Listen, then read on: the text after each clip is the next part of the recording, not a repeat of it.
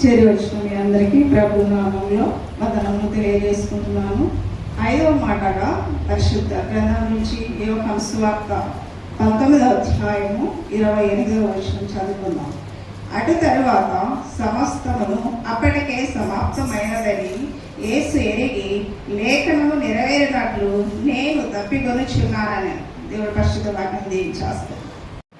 క్రీస్తునందు ప్రియమైన దేవుని యొక్క సంగమ, క్రీస్తు పేరిట మీకు శుభాభివందనాలు తెలియజేస్తున్నాను. ఈ యొక్క శుభ శుక్రవారము దినమందు కూడి వచ్చిన మీ అందరికీ మన ప్రభు అయిన యేసు క్రీస్తు నామం పేరిట వందనాలు తెలియజేస్తూ ఉంటున్నాను. నాకు ఇచ్చినటువంటి మాట, నేను దప్పు కొలుచున్నాను కదా, నేను దప్పు కొలుచున్నాను. దాకా మాట చదివాను కదా. యోహాను సువార్త 19వ అధ్యాయం 28వ వచనంలో మనం ఈ మాటను చూస్తాం. ఇందాక సహోదరులు చెప్పినటువంటి 4 మాటలు చక్కగా వినిపించారు. మరి 5వ మాటగా నేను మాట్లాడుతూ ఈ యొక్క అంశాన్ని ముందుకు తీసుకెళ్తానని మీతో తెలియజేస్తుంటున్నాను. నేను తప్పు కొలుచున్నాను. యోహాను సువార్త 19:28 చదవన్నమాట.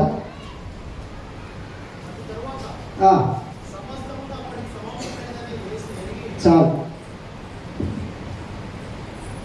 అటు తరువాత సమాప్తమైనదని యేసు ఎరిగి, అక్కడ ఫుల్ స్టాప్ ఉంటుంది కదా, చూస్తే అక్కడ ఏమన్నా సమాప్తమైనదని యేసు ఎరిగి. ఏ సమాప్తమైంది? ఏం చేశాడు ప్రభువైన యేసుక్రీస్తు? ప్రభువైన యేసుక్రీస్తు ఏం చేశాడు? సమాప్తమైంది. యేసుక్రీస్తు ఎరిగి లేఖనములు నెరవేరునట్టు నేను తప్పు కొలుస్తున్నాను. అంటే దీనికంటే ముందుగా మన ప్రభు అయిన యేసుక్రీస్తు తండ్రి అప్పగించినటువంటి కొన్ని బాధ్యతలు సరాసరిగా ఏ ఒక్కటి తప్పిపోకుండా, అర్థమవుతుంది, ఏ ఒక్కటి తప్పిపోకుండా సక్రమంగా తండ్రి చెప్పినటువంటి కొన్ని పనులు సరాసరిగా ఏకంగా చేసుకుంటూ ఎక్కడికి వచ్చాడు? సిలువలోకి వచ్చాడు. అక్కడ దాహం అంటే మన మీద ఒక గ్లాసు మంచినీళ్ళు ఇస్తే ఆయన బతుకుతాడని కాదు. అక్కడ లేకపోతే నాకు దాహం వేసిందని ప్రభువైన యేసుక్రీస్తు ఎందుకన్నాడంటే, ఒక గ్లాసు మంచినీళ్ళు ఇస్తే నేను తాగి ఇంకో 10 నిమిషాలు సిలువలో బ్రతకాలని ఆశ కాదు.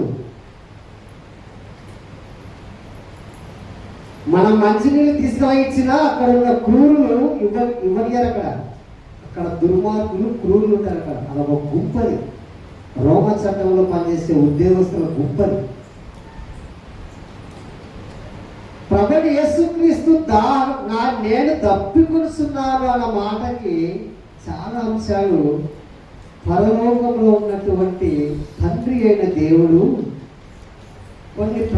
కొంతమంది ప్రవక్తల ద్వారా రాయించి పెట్టాడు. ఏంటైనా ఉద్దేశం? అసలు ఆయన మైండ్ సెట్లో ఏముంది? ప్రభువైన యేసుక్రీస్తు మైండ్ సెట్లో లేదా అంతరంగంలో ఏముంది? నేను తప్పికొలుచున్నాను అన్న దానికి అర్థం ఏంటి? మన మీద ఒక మంచినీళ్ళు ఇస్తే ఇంకా తాయి ఇంకో 10 నిమిషాలు సిలువలో బ్రతకాలనే ఉద్దేశం కాదది.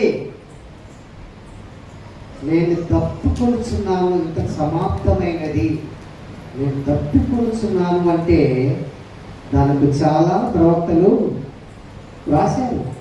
మనం వాటిని వెతకాలి. ప్రవక్తలు తండ్రి మాట ఒకవేళ ప్రభువైన యేసుక్రీస్తు చేయలేకపోతే ఏమవుతుంది?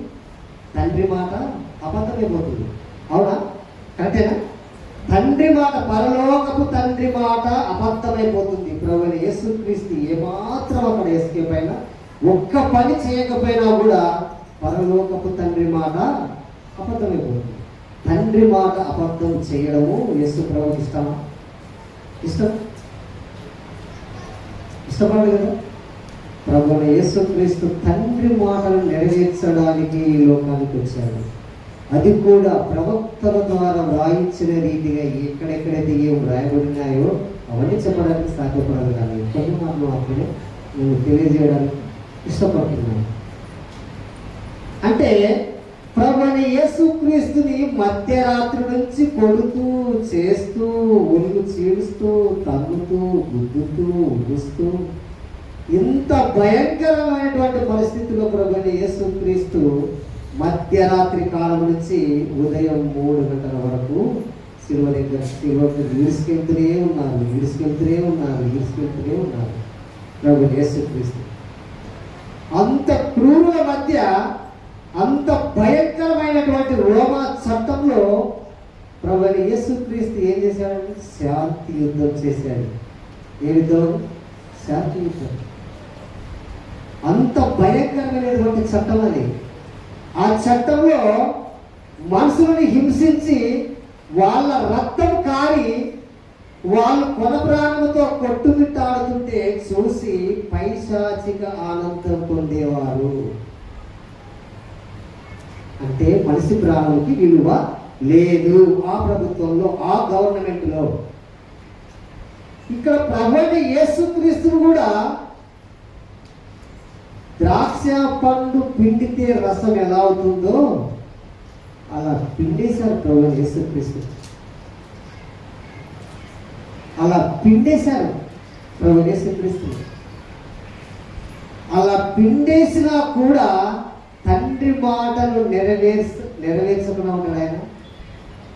ఆయన పుట్టిందే మన కొరకు, ఆయన మరణించిందే మన రక్షణ కొరకు. ఆయన పుట్టుకతో మనకు రక్షణ రాలేదు, కానీ ఆయన మరణించడం వలన మాత్రము మనకు రక్షణ. అందుకే ఇంతమంది ప్రవక్తలు ఉన్నా కూడా పరలోకపు తండ్రి అయిన దేవుడు ప్రవక్తల ద్వారా ఏం మాట్లాడలేదు. ఎందుకంటే ప్రభువైన యేసుక్రీస్తు తన దగ్గర ఉన్నాడు. ఆయన గురించి ఒక స్టేట్మెంట్ ఇచ్చాడు. ఎవరు? పరలోకపు తండ్రి. బాప్తిసం ఇచ్చి యోహాను అక్కడ యోర్దాను నదిలో అక్కడ బాప్తిసం ఇస్తున్నప్పుడు ప్రభువైన యేసుక్రీస్తుకి పరలోకం నుంచి ఒక శబ్దం వస్తుంది. ఏంటా శబ్దం? చెప్పండి. పరలోకం నుంచి పరిశుద్ధాత్మ భావము ప్రభువైన యేసుక్రీస్తు మీద వాలినప్పుడు అక్కడ పరలోకం నుంచి తండ్రి దగ్గర నుంచి ఒక పిలుపు వస్తుంది, ఒక శబ్దం వస్తుంది. ఏంటంటే, ఈయనే నా ప్రియ కుమారుడు, ఈయన యందు నేను బహుగా ఆనందిస్తున్నాను. ఈయనే నా ప్రియ కుమారుడు, ఈయన యందు నేను బహుగా ఆనందిస్తున్నాను. మరి ప్రభువైన యేసుక్రీస్తు పుట్టక ముందు కూడా ప్రవక్తలు ఉన్నారు. అంటే అబ్రహాము కాలంలోనే ఉన్నాడు. అబ్రహాము కంటే నేను ముందున్నవాడు కదా అంటాడు. ఇప్పుడు ప్రవక్తల గురించి ఏదైనా మాట్లాడా? తండ్రి అయిన దేవుడు ఒక్క మాటను మాట్లాడాలి వాళ్ళ గురించి. ప్రభువైన యేసుక్రీస్తు ఈ లోకానికి వస్తే ఏమి జరగబోతుందో అది మాత్రమే వాళ్ళతో రాయించాడు. కానీ వీళ్ళు నా ప్రియ కుమారులు అన్నారా? మరి ఎందుకు అనలేదు? అది నెరవేర్చేవాడు ప్రభువైన యేసుక్రీస్తు అక్కడ ఉన్నాడు. పరలోకంలో తండ్రి దగ్గర ఉన్నాడు. ఇంకా రాకమునిపే, భూమి మీదకి రాకమునిపే. ఇది నెరవేర్చే బాధ్యత ఇయ్యనది. ప్రవచనాలు నెరవేర్చే బాధ్యత ఇయ్యనది. ప్రవచనాలు రాయించే బాధ్యత ఎవరిది? ప్రవక్తది. ఆ ప్రవక్తల మాట నెరవేరాలి. పరిశుద్ధాత్మ దేవుడు పరలోకంలో ఉన్నటువంటి తండ్రి మాట నెరవేరాలని ఆయన ఏమన్నాడు? నేను డబ్బు కొలుచున్నాను. కీర్తన గ్రంథం రండి, 69వ కీర్తన చూడమాట. 69వ కీర్తన 21వ చదువుదమ్మా.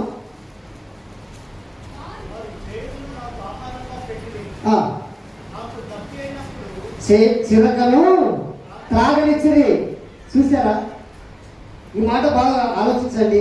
కీర్తన గ్రంథం 69:21.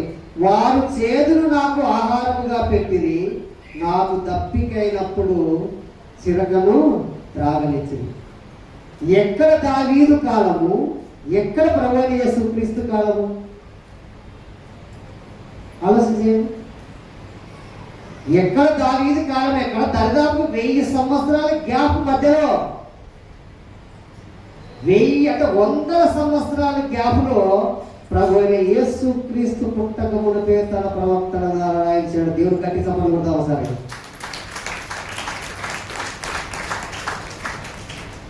ప్రవక్తల ద్వారా దేవుడు రాయించాడు. ప్రభువైన యేసుక్రీస్తు ఈ లోకానికి రావాలి, ఆయన ఈ లోకాల్లో జన్మించాలి, తిరిగి పెద్దవ్వాలి, 3.5 సంవత్సరాలు సేవ చేయాలి. అక్కడ యూదులకు, వాళ్ళకి, వీళ్ళకంతా తన కుటుంబమే వెలివేస్తుంది ప్రభువైన యేసుక్రీస్తు. తన కుటుంబం వాళ్ళు కూడా తోడులేని ప్రభువైన యేసుక్రీస్తుకి. ఇప్పుడు ఇందాక చెప్పింది కదా చిరవని, అన్నదమ్ములు ఉన్నారు ఇంకా యేసు ప్రభుకి. వాళ్ళు కూడా ఏమన్నారో తెలుసా ప్రభువైన యేసుక్రీస్తుని? మీరు యూదయలోకి వెళ్ళండి అయ్యా అంటే, యూదయలో అక్కడ ఉన్న శిష్యులు అక్కడ అయితే సభ్యులని ప్రభువైన యేసుక్రీస్తు. అక్కడి నుంచే గలలియకు వచ్చాడు ప్రభువైన యేసుక్రీస్తు. తెలుసా? సొంత తమ్ముళ్ళే, సొంత అన్నదమ్ముళ్ళే ఈరోజు ప్రభువైన యేసుక్రీస్తుని సిలువలో చూస్తున్నారు. కులమా కళ్ళు తెరుచుకో, మతమా మనస్సు మార్చుకో, సిలువ సాక్షిగా యేసు సిలువను మోయుచు ప్రకటించెదను. సిలువ సాక్షిగా యేసు సిలువను మోయుచు ప్రకటించెదను. ఇదే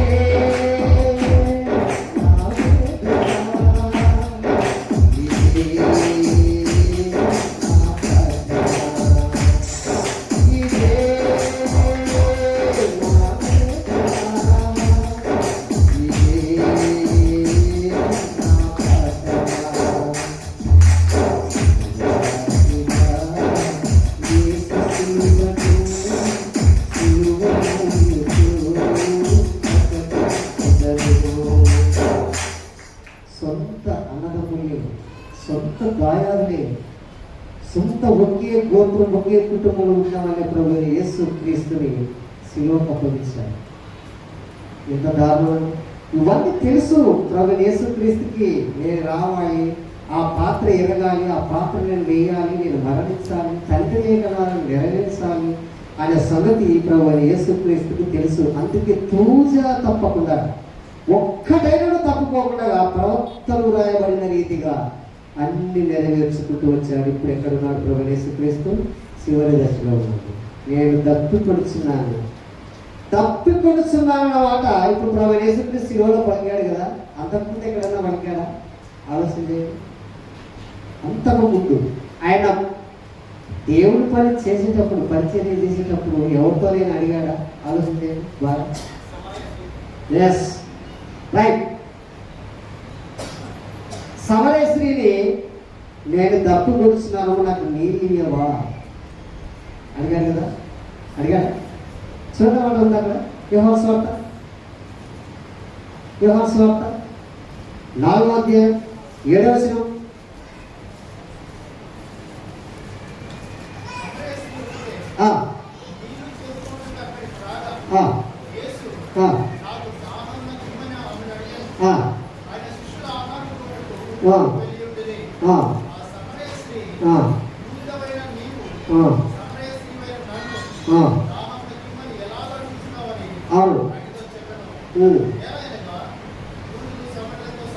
సాంగత్యము చేయరు. యూదులకి సమరయులు బానిసలుగా ఉంటారు. అర్థమవుతుందా? యూదులకు సమరయులు బానిసలుగా అంటే, అయ్యా నువ్వు యూదుడు కదయ్యా, మేము అంటరాని వాళ్ళం కదయ్యా, మేము నీళ్ళు ఇస్తే మీరు ఎలా త్రాగుతారు? అక్కడ నీళ్ళు అడిగింది ఎవరో తెలిస్తే ఆ మాట అనదు ఆ సమరయ స్త్రీ. అక్కడ నీళ్ళు అడిగింది ఎవరో తెలిస్తే ఆ మాట అనదు. తెలియదు, ఆ మాట అనదు. తెలియదు కాబట్టి అన్నమాట. చూడండి, అందుకు 10వ చదవడం యోహాను సువార్త 4:10. నాకు దాహమునకిమ్మని నన్ను అడుగుచున్నవాడెవడో అదియు ఎరిగి ఉంటే చాలు. ఆ దేవుని వరం అంటే పరలోకపు తండ్రి. అక్కడ నేను తప్పికొనుచున్నాను మాట రాయించాడు కదా దావీదుతో. అక్కడ దావీదు రాశాడు కదా, ఇక్కడ కీర్తన గ్రంథం 69 చూస్తాం అన్నమాట. అంటే దేవుని వరము బాగా అర్థం కావాలి మీకు ఈ మాట. అందుకు యేసు, నీవు దేవుని వరమును నాకు దాహమునకిమ్మని నన్ను అడుగుచున్నవాడెవడో అది ఎరిగి ఉంటే నీవు ఆయనను అడుగుదువు, ఆయన నీకు జీవజలమే ఇస్తాడు. ప్రభువైన యేసుక్రీస్తు ఈయన మెస్సయ్య అని అప్పటికి తెలియదు. ఒకప్పటికి తెలిస్తే ఆమెకు బదులు ఈయనే జీవజలాన్ని ఇస్తాడు. జీవజలాన్ని ఇచ్చే దేవుడే. కానీ సమరయులు అంతరాని వాళ్ళు కాదు కాబట్టి ప్రభువైన యేసుక్రీస్తు ఆ మాట మాట్లాడింది. ఏమని? 9వ వచనం, ఆ సమరయ స్త్రీ, యూదుడవైన నీవు సమరయ స్త్రీనైనా నన్ను దాహం ఇమ్మని ఎలా అడుగుతున్నాయా? ఆయనతో చెప్పాను, ఏలైనగా యూదులు సమరయులతో సాంగత్యము చేయరు. బానిసంగా ఉంటారు వాళ్ళు, చిన్న చూపు చూసేవాళ్ళు యూదులు. సొంత ప్రభు అయిన యేసుక్రీస్తుని అన్వేషిన వాళ్ళు లెక్క. ప్రభు అయిన యేసుక్రీస్తుని అన్వేషిన వాళ్ళు లెక్క. అందుకే ఆ మాట కనబడుతుంది అక్కడ. ప్రభుని యేసుక్రీస్తు అక్కడ ఒక మాట, సిలువలోకి ఇంకా వెళ్ళక ముందు ఒక మాట ఏం జరుగుతుందంటే ఆ మాట చూద్దాం. గెత్సెమనే తోటలో ప్రభువైన యేసుక్రీస్తు ప్రార్థనలో ఉన్నాడు.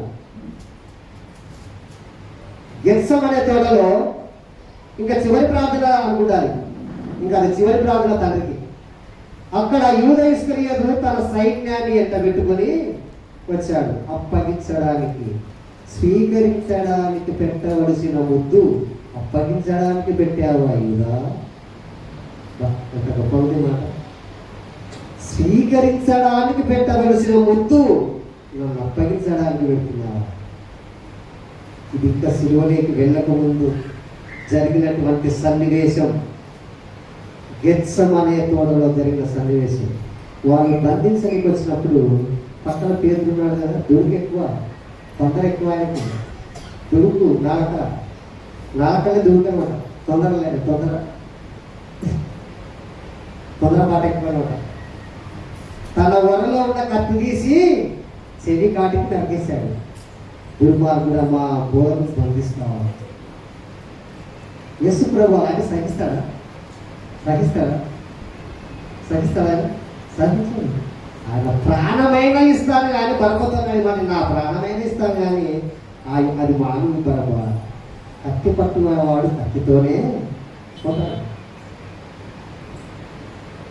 అక్కడ జరిగిన సన్నివేశం ఏంటంటే, గెత్సెమనే తోటలో పేదలు, నా తండ్రి నేను కోరితే 12 వ్యూహముల కంటే సైన్యాన్ని ఎక్కువ నాకు పంపడా?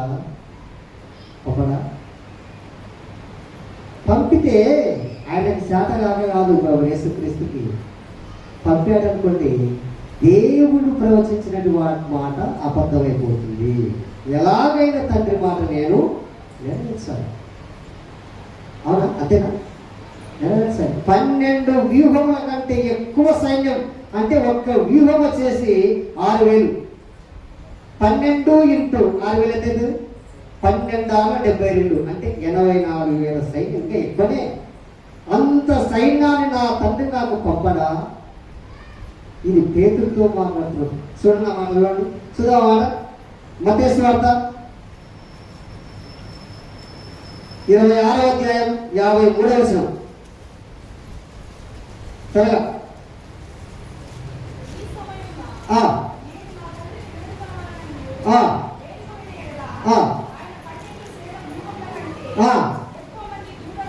ఇప్పుడే పంపడని నీవు అనుకుంటున్నావా? చదువు. ఆ, ఆ. చాలు ఏం చెప్పాడు పేతురికి? పేతురికి ఏం చెప్పాడు? నా తండ్రిని కోరితే ఎంత సైన్యమై ఇక్కడ వస్తుంది, వీళ్ళంతా నాశనం అయిపోతారు. కానీ ప్రభు యేసుక్రీస్తు అలా చేయడం కాదు. తన ప్రాణాలు పణంగా పెట్టడమే ప్రభు యేసుక్రీస్తు ఒక ఉద్దేశం. అందుకే నేను తప్పుకొనుచున్నాను. ఈ తప్పిక ఎలాంటిదంటే ప్రవచనాలను నెరవేర్చేటువంటి తప్పిక. మనం మంచినీళ్ళు ఇస్తే తాగి ఇంకో 10 నిమిషాలు బతకాలని ఆశగారు ప్రభు యేసుక్రీస్తుకి. ఇది కాదు అక్కడ సమస్య. ప్రవచనాలను నెరవేర్చడానికి వచ్చినటువంటి ప్రభు యేసుక్రీస్తు తండ్రి మాటను నెరవేర్చడానికి. చూసారా? వీళ్ళు అనుకుంటున్నారు, ఎవరు? ఈ రోమా ప్రభుత్వం వాళ్ళు, మేము ఇంకా చంపేశాము, ఇంకా ఆయన లేయడు. ఇందాక సహోదరుడు మాట చెప్పాడు మత్తయి ఏలి లామా సబక్తా అనే మాటకు నా దేవ నా చెయ్యి ఎందుకు విడిచితివి అంటే, ఏలి అన్నప్పుడు వాళ్ళు ఆలోచించింది ఏంటంటే, ఏలియన్ తలుచుకుంటున్నారా? వస్తనేమో చూద్దామో బతిస్తేమో. ఆ మాట మత్తయి ఉంది లాస్ట్ చూడలేదు. ఏలి లామా అనే పదానికి కూడా అర్థం కదా ఆ గుంపుకి. ఆ పక్కన గుంపు అది, ఆ రోమా గుంపు. ఏలియన్ తలుచుకుంటున్నారా? చనిపోయిన ఏలియని వస్తారేమో, వాళ్ళు చూద్దాం కాపాడతారేమో. అంత ఎగతాళిగా మాట్లాడు ప్రభు యేసుక్రీస్తు, అంత ఎగతాళిగా. చూసారా? ప్రభు యేసుక్రీస్తు తన ప్రాణాన్ని అర్పించడానికి వచ్చినటువంటి అక్కడ ఎవ్వరు అర్థం చేసుకోలేరు కదా. సొంత గోత్రికులే, యూదులే అర్థం చేసుకోలేరు. అందులో ఆ రోమా చట్టం అనేది భయంకరమైనటువంటి చట్టం. అలాంటి చట్టంలో ప్రభు అనే యేసుక్రీస్తు వారితో తగువు లేకుండా శాంతి యుద్ధం చేస్తూ, నా ప్రాణం పోయినా పర్వాలేదు కానీ లేఖనాలు నెరవేరాలి, తండ్రి మాట అబద్ధం కాకూడదు కదా. తండ్రి మాట అబద్ధం కాకూడదు. ఇంకో మాట అంటారు, వీళ్ళేదో మేము చంపామే, మేము పొడిసామనుకున్నారు ఎవరు? రోమ ప్రభుత్వం వాళ్ళు మేము పొడిసేసామనుకున్నారు. అది కాదు అక్కడ. ఆయన వచ్చింది ఏం తెలుసా? ఎవడు నా ప్రాణము తీసుకొనడు, అది నారంతట నేనే పెట్టుచున్నాను. ఎవడు నా ప్రాణము తీయగొనడు, అది నా అంతట నేనే పెట్టుచున్నాను. చూస్తారన్నమాట. చూడండి, యోహాను సువార్త 10, యోహాను సువార్త 10వ అధ్యాయం 17వ వచనం.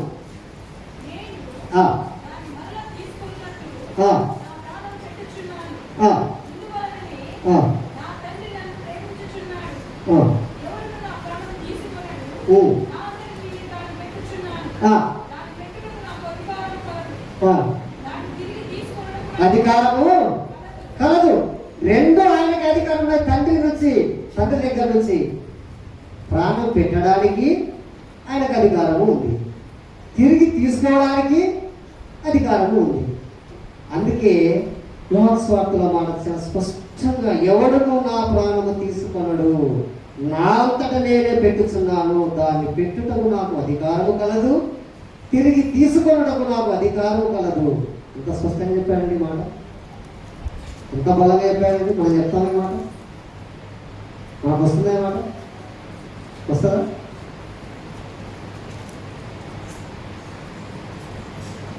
ప్రవచనాలు నెరవేరాలంటే ప్రభు యేసుక్రీస్తు తప్పుకున్నాడు. కానీ ఆ తప్పుకు అనేది మామూలు తప్పుకు కాదు. అక్కడ తప్పుకుంటే వీళ్ళు ఏమిచ్చారు? చిరకనిచ్చారు కదా. చిరకనిచ్చారు ఆ దుర్మార్గులే వాళ్ళు. దుర్మార్గులే కదా. ఆ చట్టం అట్లాంటిది, ఆ ప్రభుత్వం, ఆ గవర్నమెంట్ అట్లాంటిది.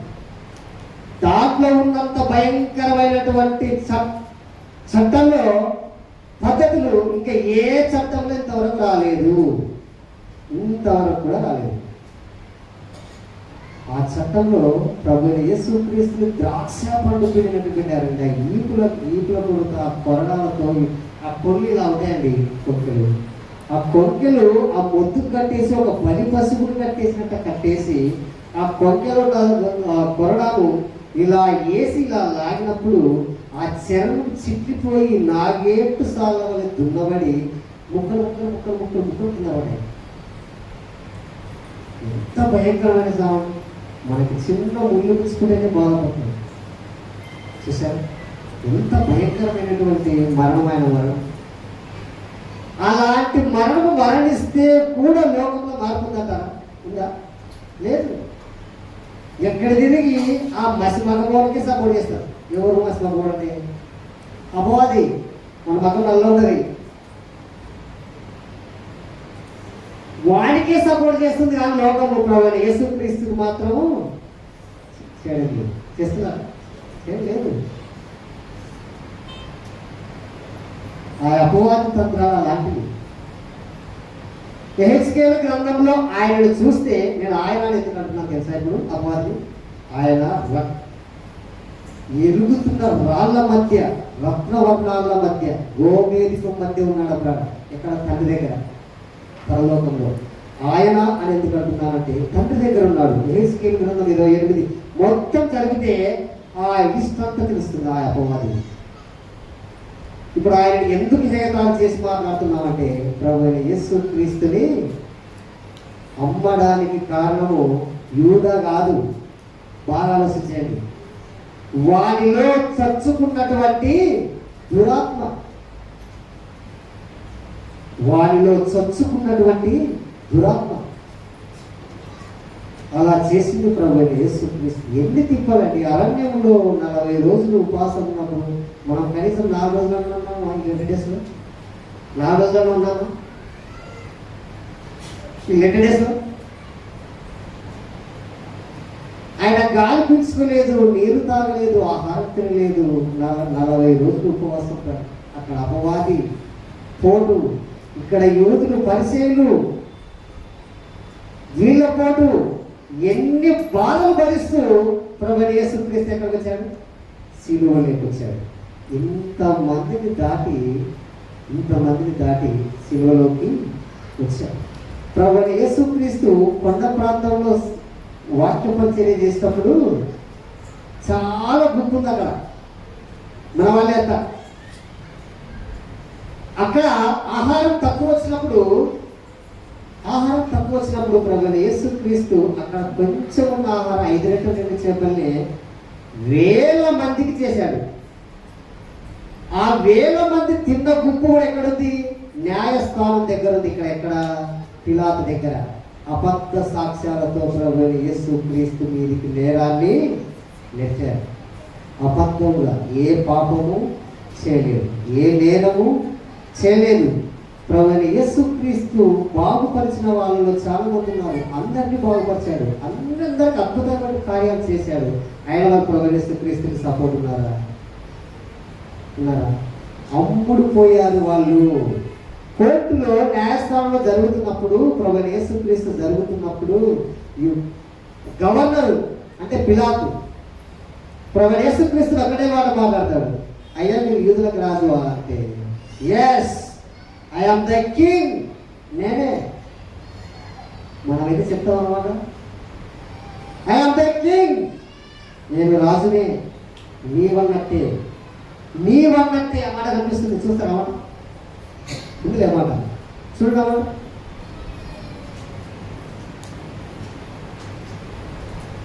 లూకా సువార్త 23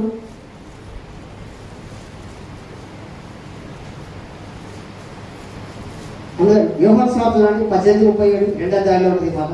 యోహాను సువార్త 18వ అధ్యాయం 37వ వచనం.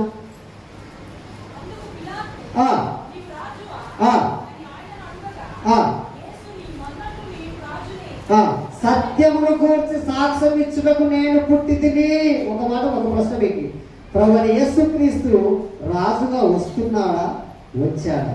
చెప్పండి సార్. ప్రభు యేసుక్రీస్తు, ఒక ప్రశ్న ఆయన, ప్రభు యేసుక్రీస్తు రాజుగా వస్తున్నాడా, వచ్చాడా? వచ్చాడు కదా? వచ్చాడు. వస్తున్నాడు కాదు, పుట్టాడు, వచ్చాడు. ఆయన రాజుగా వచ్చాడు. ఎందుకో తెలుసా? తండ్రి రాయించినటువంటి లేఖనాలని నిజం చేయడానికి యేసుక్రీస్తు ఇక్కడ వచ్చిన ఉద్దేశం ఏంటంటే, తండ్రి రాయించినటువంటి ప్రవక్తల ద్వారా రాయించినటువంటి లేఖనాలు ఒక్కటి కూడా తప్పకూడదు. ఒక్క మాట చూసి ముగించుకుందాం. 22వ కీర్తన 15వ వచనం అక్కడ చదివి ముగించుకుందాం.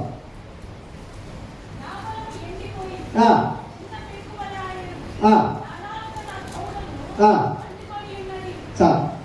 ఎలా ఉన్నాయి ఆయన నాలుక?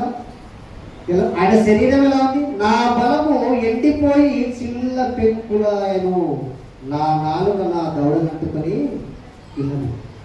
చూడండి, ఎక్కడ దావీదు ప్రభుని యేసుక్రీస్తును గురించి ముందుగానే రాయించాడు పరలోకపు తండ్రి కదా. నేను తప్పుకొనుచున్నాను. ఒకవేళ మీరు అనుకోవచ్చు, ప్రభుని యేసుక్రీస్తుకి నీళ్లు కావాలేమో, తప్పుకున్నాడేమో. అక్కడ నీళ్లు మనం తీసుకుపోయినా అక్కడ ఆలోచించే వాళ్ళు ఎవరు లేరు. అక్కడ అవి నీటితో తప్పుకున్న తప్పుగా కాదది. పరలోకపు తండ్రి ప్రవచనాలని నెరవేర్చడానికి తప్పుకున్నటువంటి తప్పిక. గట్టించబడడం దేవుడు వస్తారు. కాబట్టి వీళ్ళారా, మనం ఎలా ఉండాలంటే, ప్రభుని యేసుక్రీస్తు మన కొరకు ఇంత కష్టపడ్డాడు కాబట్టి మనం ఎలా ఉండాలంటే, తన స్వరత్వాన్ని ఇచ్చి మనల్ని కొనుక్కున్నాడు. మనం ఎలా ఉండాలో మనకి వదిలేశాడు ప్రభుని యేసుక్రీస్తు. అందుకే ఆ గుంపులో కొండ మీద ప్రసంగం చేసినప్పుడు రొట్టెలు తిని, పళ్ళు తిని, అన్ని తిని, ద్రాక్షరసంగా అన్ని తాగిన వాళ్ళు, చేపలు తిని ఇక్కడికి వచ్చేసరికి వాళ్ళు ఏమన్నారు? మాకు యేసు మాకు అవసరం లేదు, యేసు మాకు రాజు కాదు. దీనజనాలికై దైవ కుమారుడు పంచిన రొట్టెలే రాలయ్యాయి, పాప క్షమాపణ పొందిన హృదయాలు నిలువున కలిగి నీరయ్యాయి. ఏమన్నా తెలుసుకో అమరా, నా కోసం ఏడవలేదు, మీ పిల్లల కోసం మీకోసం ఏడవలేదు. కానీ ఎలా ఉండాలి? ఎంత తగ్గింపు ప్రభుని యేసుక్రీస్తు నేను ముగిస్తున్నాను. కానీ మన జీవితాలు ఎలా ఉండాలో సరి చేసుకోవాలని ఈ వాక్యం ద్వారా మిమ్మల్ని హెచ్చరిస్తూ నేను ఈ యొక్క వాక్యాన్ని ముగిస్తున్నాను. దేవుని కొద్ది వాక్యాన్ని దీవించి ఆశీర్వదించును గాక.